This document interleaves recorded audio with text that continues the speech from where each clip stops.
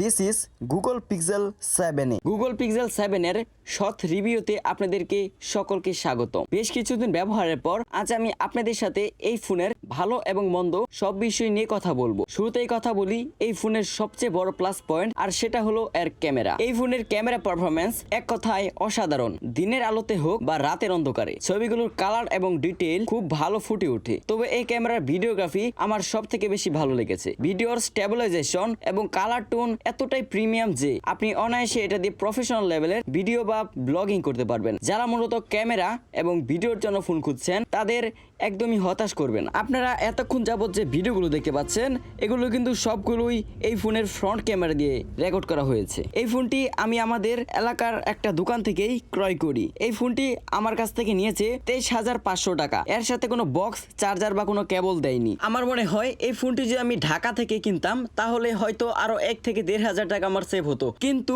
আমি চিন্তা করে দেখলাম যদি ঢাকা থেকে কিনি তাহলে গাড়ি ভাড়া প্লাস খাওয়া দাওয়া মিলিয়ে 2 থেকে 2,500 টাকা খরচ হয়ে যেত। কিন্তু সেখানে 1 থেকে 1,500 টাকা এটা আমি ছেড়ে দিয়েছি। এই পর্যন্ত এসে যদি আপনাদের ভিডিওটি একটু ভালো লেগে থাকে তাহলে একটা লাইক করে চ্যানেলটা সাবস্ক্রাইব করে দিবেন। আর এই ফোন বিষয়ে আরো কি জানতে চান অবশ্যই আমাকে কমেন্ট করে জানাতে পারেন। এই ফোনের একটা জিনিস আমার ভালো লাগেনি, সেটা হচ্ছে এর হিটিং।